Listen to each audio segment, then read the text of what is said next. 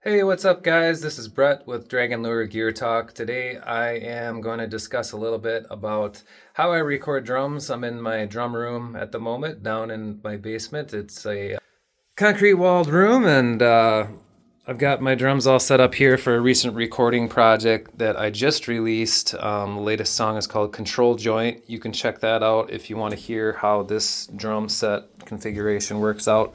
I did a video on my Zoom R24 here that I use for drum tracking. It's a really convenient way to capture 8 tracks at once, and it's just the easiest way that I've found. I can, carry this unit around with me and take it out of the house. It's battery operated. Record anywhere with it.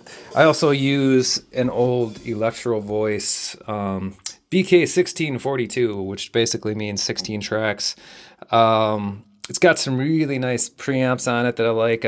This was a Goodwill find, that I bought for relatively almost no money.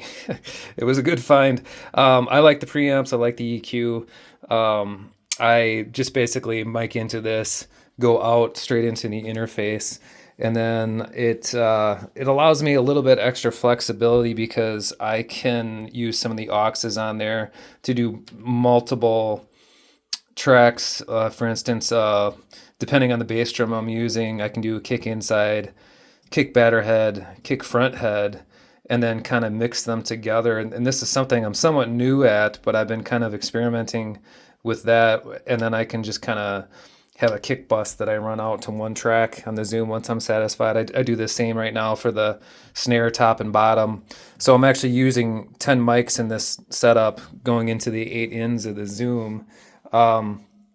Basically, this is my current setup. It looks a little wacky. It's kind of a Franken kit at the moment, but it's an old Pearl World from the 80s drum kit with I think it's a 1950s Ludwig marching bass drum. It's a 26-inch drum, and I've kind of built a little enclosure around it just to help isolate the kick a little bit on the front batter head here because it's pretty resonant. I use some kind of, ratty vocal mics on the two toms. Honestly, just trying to capture the floor toms and the rack toms separate. I am doing kind of a Glyn Johns setup with a ribbon mic, MXL mic, and a Bluebird mic. For an overhead there to kind of capture the overall.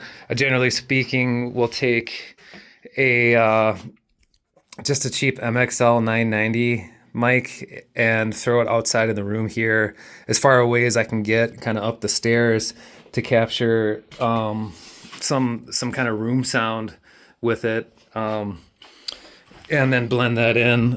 So right now I've got a SM57 on the hi-hat and basically 57 on top and bottom of the snare.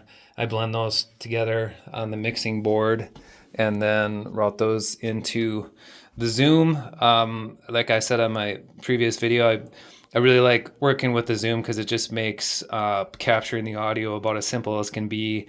I've got stop, record, play, all the functions that you might have on an old kind of tape, 4-track tape recorder. If you ever used one of those, you can bounce around. You can have a metronome, all my guitar tracks on that, and just kind of play along.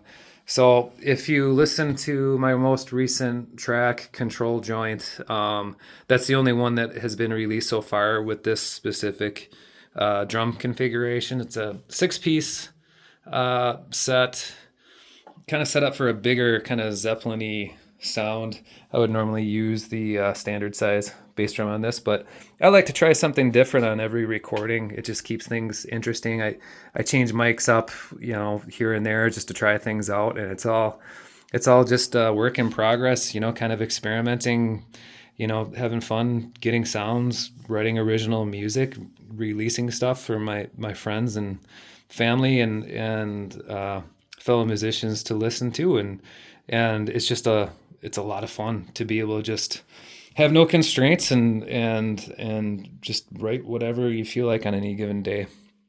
So that's my current drum setup.